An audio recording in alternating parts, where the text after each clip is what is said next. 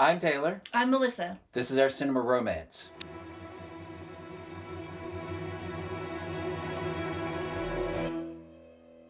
Today we're going to talk about we're going to pick some of our favorite horror movies. We have to do that. We have to do that impression capture. Yes. So people have to know what we're going to talk about. Favorite horror movies today. Yes. We haven't planned this. I have to leave town again. We didn't want to do a Zoom episode if we could avoid it. So even though we didn't have anything specific in mind, we decided we were just going to jump down here and see if we could have a little fun. List show. I was thinking we would try to come up with 5. If we can each come up with That's so hard. 5, it's so hard because that's a lot or that's not enough? No, it's just 5 is a very small number. And I know my number 1 of all time. All right, let's hear it. Come on, let's go. I don't know my top 5. I'm not even going to say that whatever I end up speaking aloud would constitute my top 5. But it's just going to be 5. I will talk about my number 1. We'll do this in a weird way. Start with a 1 first. Sure. Is that... Okay. Yeah. Oh, and by the way, if you've watched this before, thank you for coming back. Oh, and gosh, if you are yes. new, please like and subscribe. Yeah.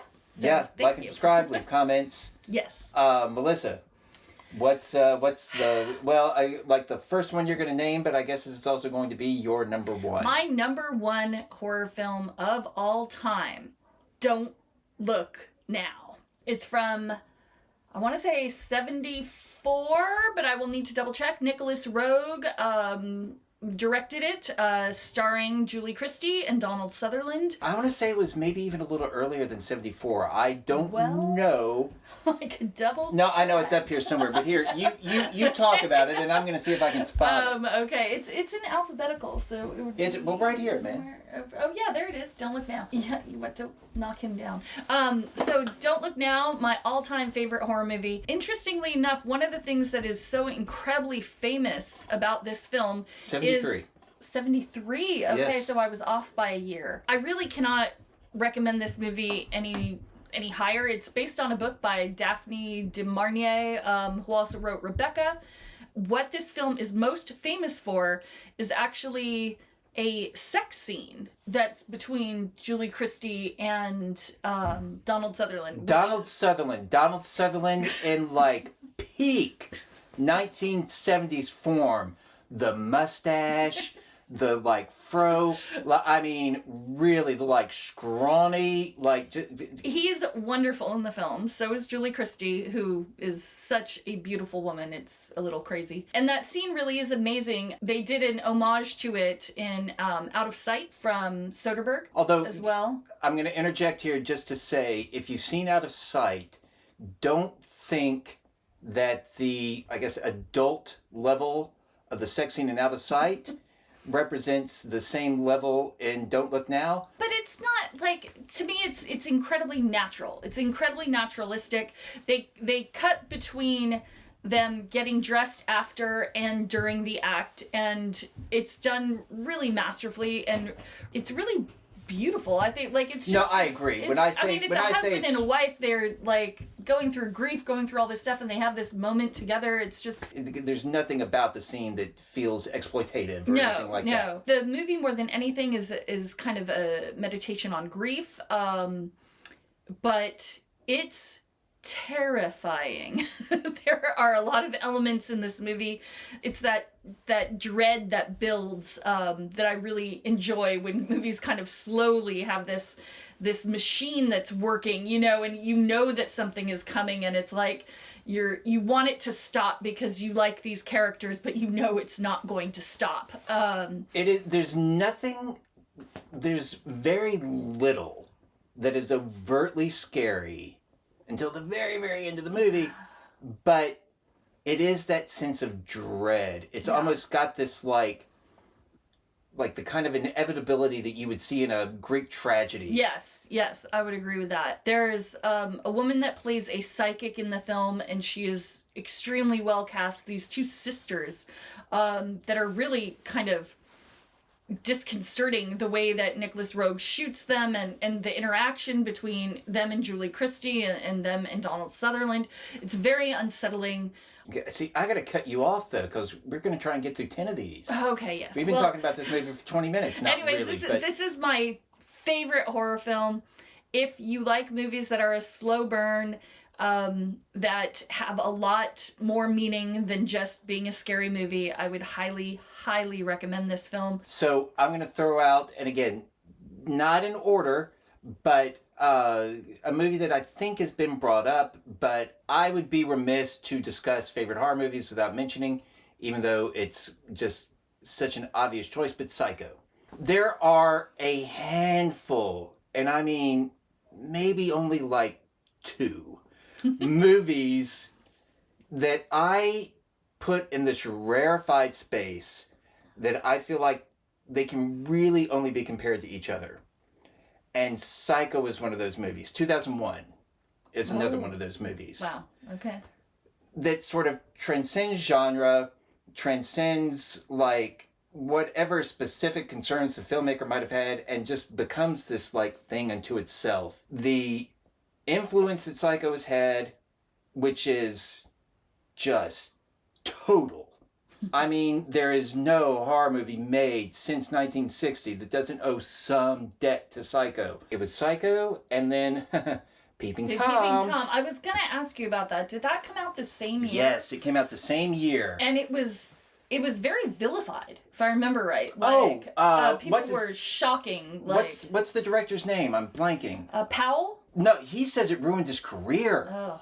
I think the similarities between Psycho and Peeping Tom are a little bit overblown. One thing that they definitely do have in common is instead of monsters in haunted houses, it was a human, it was intimate, it was like small scale, presented in Psycho isn't necessarily a more realistic style, but the fact that it's black and white. Yeah. I really like Peeping Tom. I think it's quite a good movie. It's very shocking. It's it's not Psycho. Like, I wouldn't put them on the same scale, but I think Peeping Tom is quite a good film and but worth also, watching. It's worth watching for horror fans if you're not a horror fan. It's pretty bleak, it's a little dude. bleak, Yeah. And that's something that, for all of the violence and just shocking subject matter in Psycho, Psycho still, it's fun. It's palatable. A lot of the time, yeah. Yeah, in a way that I don't think Peeping Tom, I would not call it palatable. No.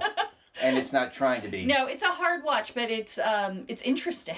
But it's absolutely very interesting. Interesting, yeah. For like my sort of OG, like leader of the pack, like Psycho. It's got to be Psycho. It's an extraordinary work. Yeah.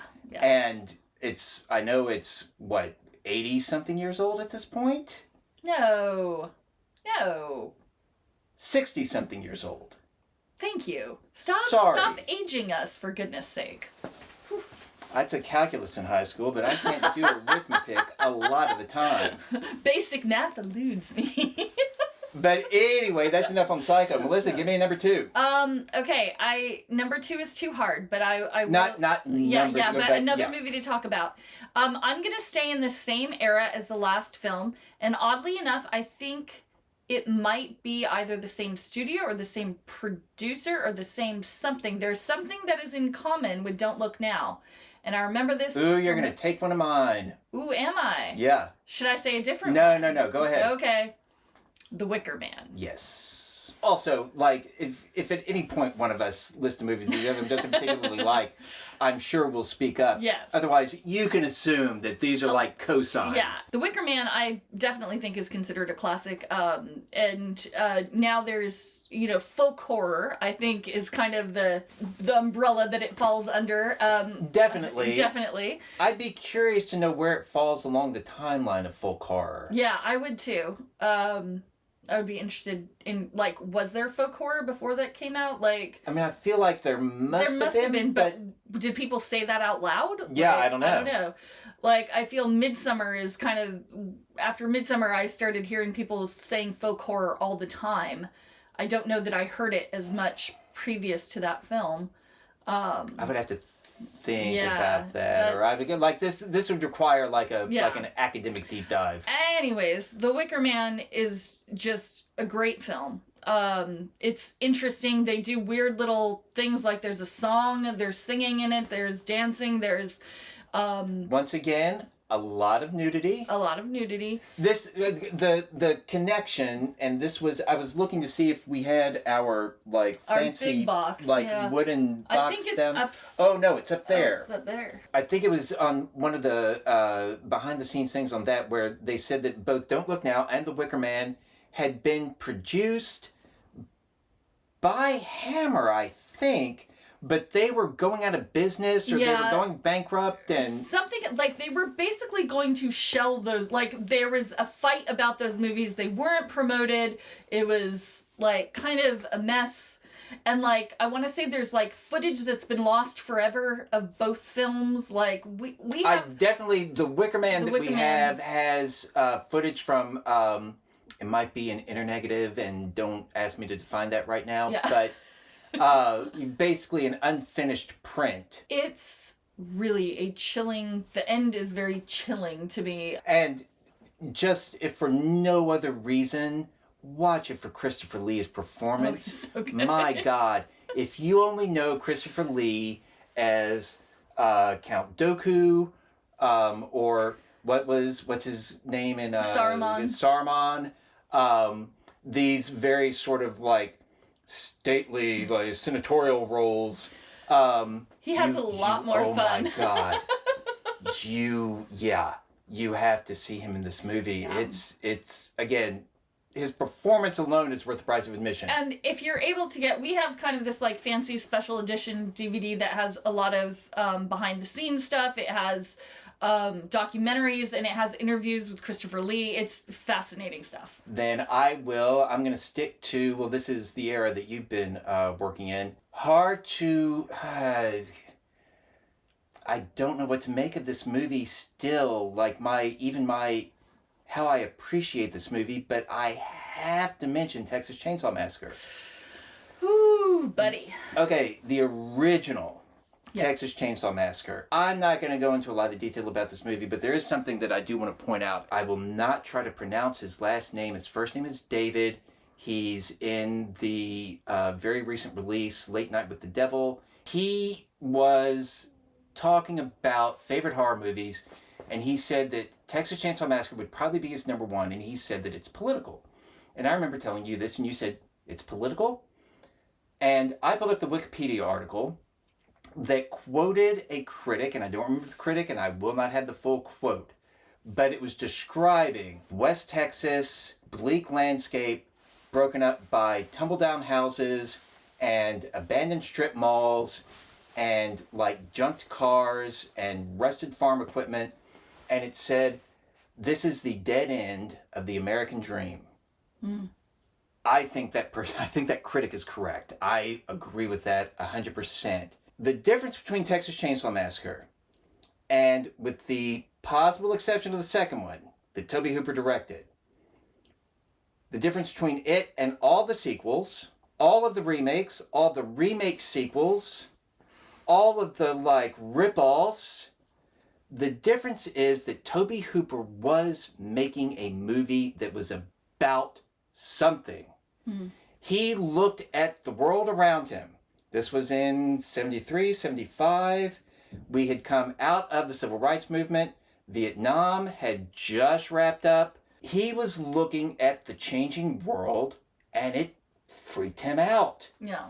And he wanted to capture that, and this is how he did it. Now, whether or not you think that there's like that whether or not you can track his like logic from, oh my God, the world's falling apart, to family of like inbred like grave robbing cannibals, I don't know. But it meant something to him, and it comes across to me.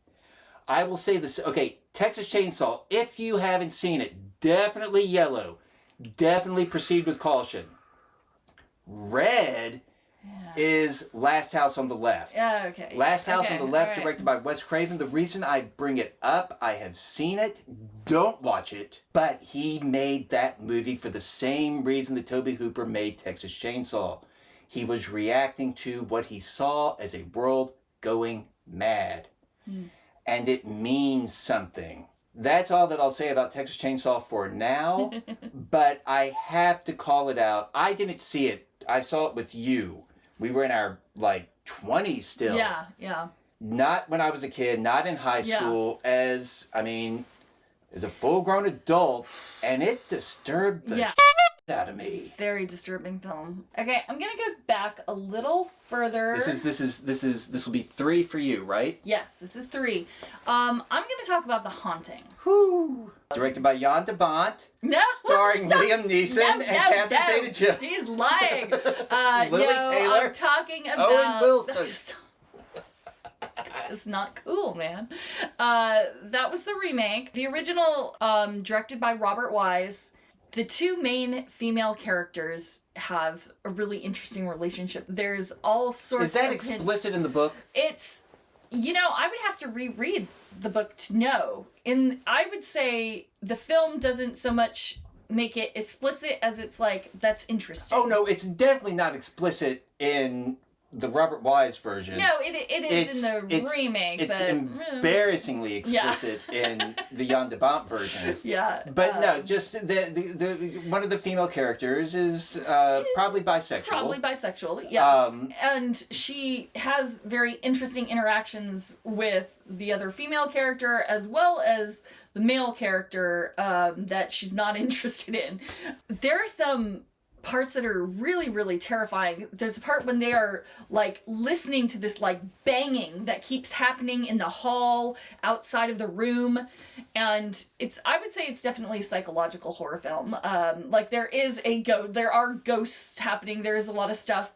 Probably. You don't think that there's ghosts? No, I definitely think there are ghosts. I don't know that, I feel like there is a valid reading of the movie that says that no, there was no ghost. This was a case of just a case not unlike Bodies, where it's just a bunch of people stuck together in a confined space in one night, and they start freaking each other out, and it escalates. That's interesting. But I don't think I think there's a ghost. Yeah. I think the house is haunted. But I do think that the movie is ambiguous enough to leave that possibility open. The character of Nell, she has some natural psychic instincts. That's why she's part of this study. And she automatically feels like this study is her way to get away from her very controlling mother. So there's this kind of thing that this study is a big thing to her. It's her way out. A lot of the characterization, I don't remember the other woman's name, but the way that she... Theo. The way, you name a woman Theo, of course, she's going to have this kind of energy because it's such a great characterization of this woman. I'm not talking about any specific kind of sexual energy, just other than she is one of those people who seems like almost everything she does has some sexual undertone to it. Yeah. She's just a joy to watch on screen and bouncing between the man and Nell. I know, it's because you need somebody to take a break from Nell, because Nell's a lot. Yeah. So that's 3 for you? Yep, that's 3. What's I your wonder if we're going to have to stop at 3. But my third, I'm going to stick to the 1970s. You want to guess? 70s, definitely about something. Not Jaws. No. One that I've talked about many times. The Thing? One of my that's not favorite 70s. Preoccupations. Rosemary's Oh, Baby. Yes. Have to call out Rosemary's Baby. And if my back were pressed against a wall, this might be the one that I would say is my number 1. Ooh, more than Psycho? Maybe. Well, again, I can't compare Psycho to anything. Okay. Except 2001. Yeah. It's like ascended beyond like those kinds of like earthly comparisons. Yeah. Rosemary's Baby, it's about a woman who might be pregnant with the Antichrist. And I feel like that possibility, like, it's not explicit until the very end, but you know what's going on. It's not gory in any particular way. Like, there aren't a lot of scares necessarily. Rosemary's Baby, to me, is quite a like female cry. You know, it's yes. how the entire world around this woman takes her voice away, takes her body away, takes everything away from her. Just whatever you could take away from this woman, they take away. Like, she has zero agency, and she's trying, and she tries so hard, and it's so frustrating. To me, it's like the civil rights. It's like the ERA. It's basically it's second wave feminism. It's like we're trying, we're screaming, nobody's listening. And I mean, her husband, her neighbors, like regardless of like age. Oh, the doctor, the doctor that she goes to woman. instead of the main doctor, who's like, okay, this guy's gonna take her seriously. Yeah. And then he's like, who's your doctor? Abe Saperstein. It was Charles Grodin, by the way, before he knew that he was funny. And then he's like, okay, I'll be right back. And then who does he come in the room with? Abe Saperstein. Like, I feel like for the audience, that was the one that was finally going to catch, that she was going to be able to like actually pull herself she did something out of the, She was able to do something for herself. And instead, Charles Grodin just cuts the rope, and she remains like out, just lost in this, this world where she's barely a human being. And only exists as a vessel for a child. Yeah. And when I say one of my favorite preoccupations, that's what I'm talking about. Not just a woman's loss of agency, but particularly a pregnant woman's loss of agency. Yeah. And Rosemary's Baby is entirely about that. And as I said when we were talking about a dark song, I like a slow burn. Yeah. And the climax of Rosemary's Baby brings a smile to my face every time. Not because it's a happy ending. Yeah.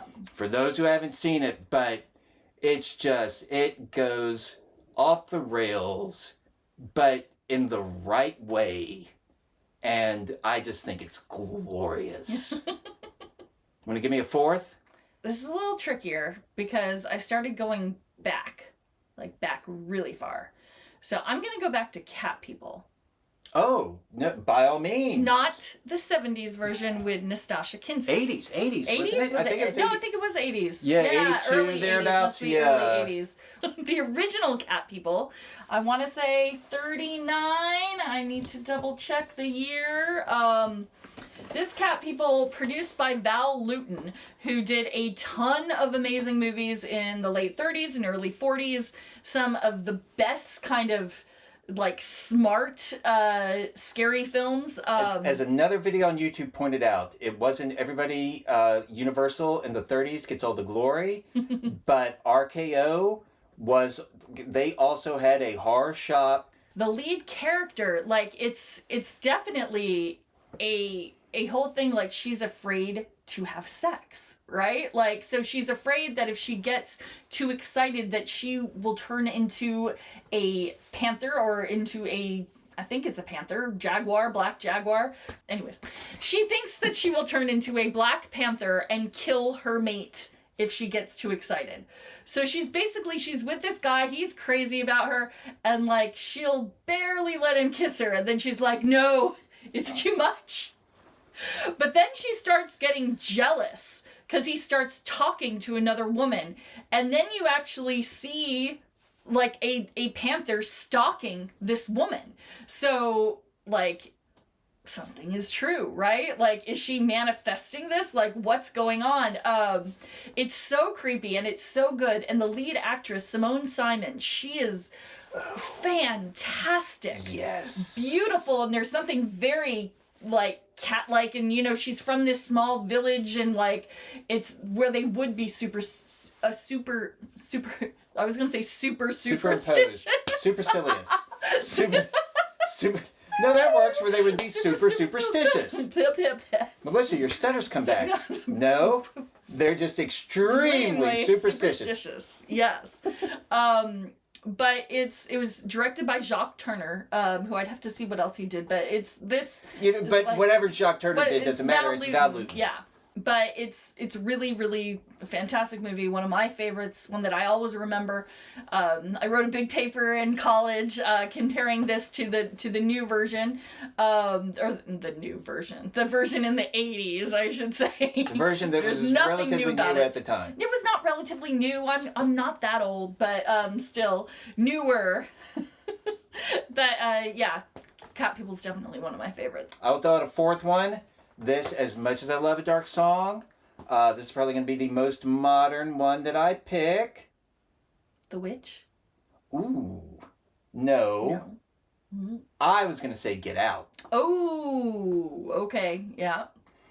We haven't discussed Get Out. I think it's come up. Yeah. But we certainly haven't discussed it in any kind of detail. I think maybe because I don't know that there's anything new that we would have to say. Yeah. This movie has been so discussed and analyzed. Yeah, because it's so brilliant. It is absolutely brilliant, and perfect. Like a movie that's about something, I can't ask for more than this. It's not just the allegorical nature of it.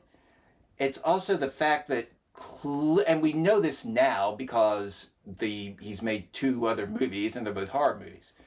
But realizing at the time, just watching it and realizing like, oh my God, Jordan Peele. Yeah. He is a horror fan. Yeah. Like, this guy knows exactly what he's doing. Yeah. And I mean, he's a natural filmmaker, obviously. Yeah. Cut his teeth doing all the stuff with Key and Peele. But, I mean, for this to be his debut feature, I was floored by it. And I remember the moment, and it's very early in the film, so that just shows you how taken I was. The first guy who's abducted at the very beginning of the movie, who's walking just through the suburb at night. Yeah. And when the car, the Fiero or whatever it is, goes by him real slow, and he turns around to walk the other way, and you can see the car in the background, slightly out of focus, with the lights on, and then the camera pans, and we're looking at the guy in profile, and then it pans back so we can see the car again, the lights are off, and the door's open. And I was just like, yes. Yeah, I know. So good. Yes. You want to give me a fifth? Okay. Do you have one in mind? Can we come up with something? I do have one in mind, but it's going back even further. Oh my God. I know. The Cabinet of Dr. Caligari. Okay, really? You're going to go for Caligari? No, I'm not saying it doesn't deserve it. But I just want to make sure that just the time that you've been alive, there is not a horror movie that has spoken to you more than Caligari. And if there isn't, but I find that hard to believe. Okay, let me think. I mean, I was looking earlier, Vampire by Dreyer. Carl Theodor Dreyer. Because I was thinking Theodore, but I'm like, that's not quite right. I prefer Caligari to Vampire. No, that's fine. Yeah. But Vampire is one of my favorite horror movies. But I can't. Fine. Okay, I got another one. It's just I'm spending so much time in the 70s. I feel like I'm just swimming in the 1970s the here. 70s are considered I know, for one cinema, of the for horror cinema specifically, the 1930s, at least in the U.S. The 1930s and the 1970s, which gave us Texas Chainsaw, gave us The Shining, gave us. I'm gonna say Nosferatu. The remake. Oh, I was afraid you were going to go for The Exorcist and we were going to get in a fight. No. I'm going to talk about Nosferatu. Directed by our friend, why am I forgetting Mean Leapster Fiend? It might be. I wrote down here. It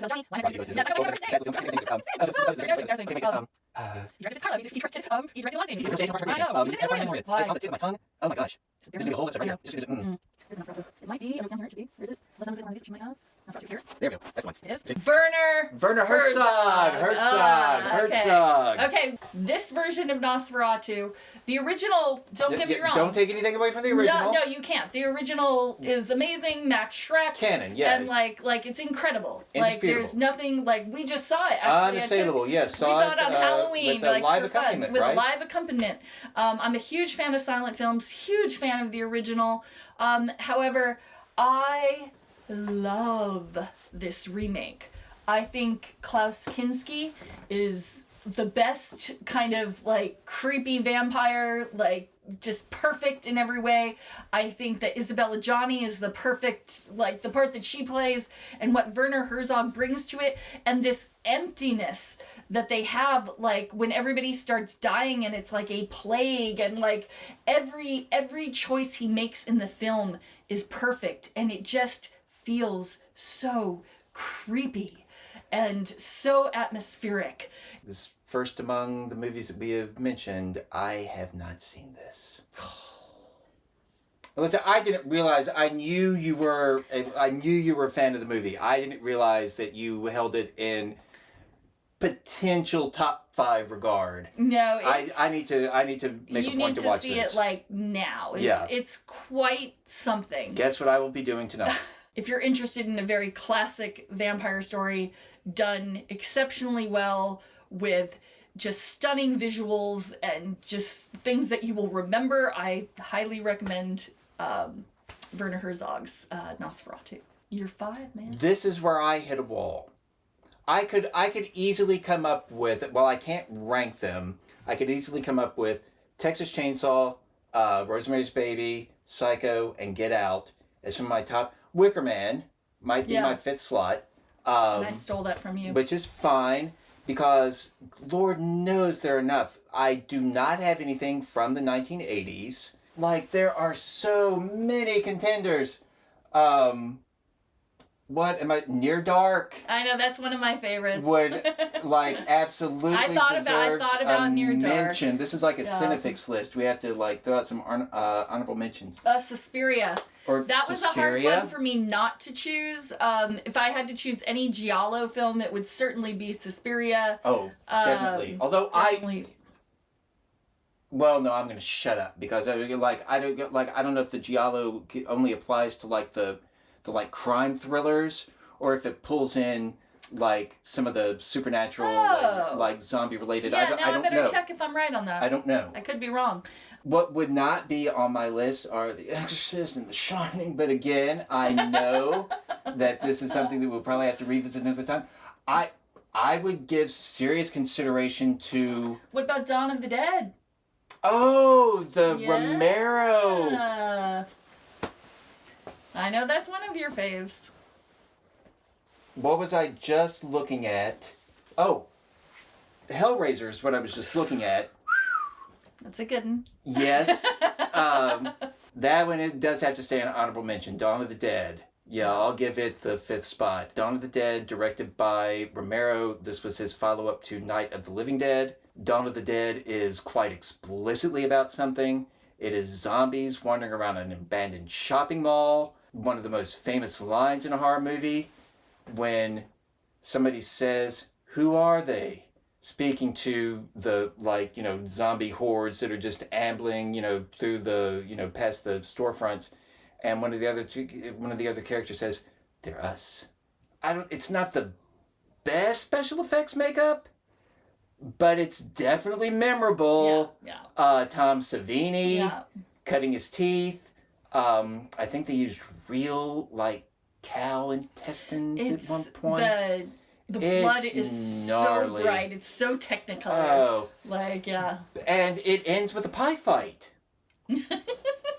So,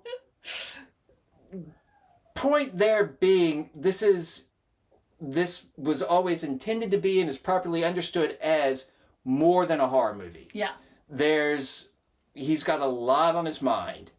And it's being expressed in what are at least inventive ways. So, yeah, that's a good one. That's a good one. So, all right, that's a good one. Can we recap the top 10 that we came up with? Okay. I'll start with my first one, which is still my favorite of all time, which is Don't Look Now. Psycho. What was my next? Oh, Wicker Man. What did I do for? Was it Rosemary's Baby here? No, it's Texas Chainsaw. Yes. Texas Okay, Chainsaw. so I did Psycho, Texas Chainsaw. So we've got. I'm not going to be able to. Will either one of us be able to list them all? Okay. That's fine. Go. Which is so? I've got Psycho The and Haunting. Texas Chainsaw, and then you had The Haunting, and then I had Rosemary's Baby. Yes. Then I had No. Then I had the Cat People. Cat People. Yes. And Get Out for me. And then my last one was Nosferatu. And Dawn of the Dead. That's a pretty good list. It is a good list. It is a good list. Well, I can't vouch for Nosferatu. I wholeheartily assume that it's every bit as good as you say. Let us know what you guys think. Yes. Like, are we wrong? Have you seen any of these movies? Do we need to also talk about movies in the last 30 years? I mean, yeah, that's like we do cover a pretty broad range of eras, although neither one of us actually picked a movie that was released in the 80s, unless this one was. No, I believe this is in the 70s as well. I think it's late 70s. So for us to be, 79, for us to both 79. be such children of the 80s, Yeah. not, neither one of us picked an 80s horror movie. Yeah. We We should do an episode just on 80s horror. That's the thing. We could because easily do there are that. lots that we like. There are lots that we appreciate. Like, I still have slumber party memories of the first Nightmare on Elm Street. Like, I have And the lots physical that we can talk effects about it. Yeah. were never as good before and Yeah. have never been as good since. So, I mean, yeah, just for that alone, the 80s stands out. But, yeah, I guess the most recent one was Get Out, and that's the most recent by, 20 years, 30 years?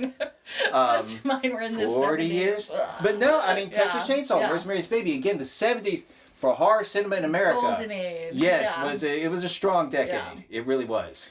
So Right. do let us know what you think. Yes. Like please. and subscribe to the channel for now. And thank you. Yes. I'm Melissa, I'm Taylor. and this is our Cinema Romance. Bye.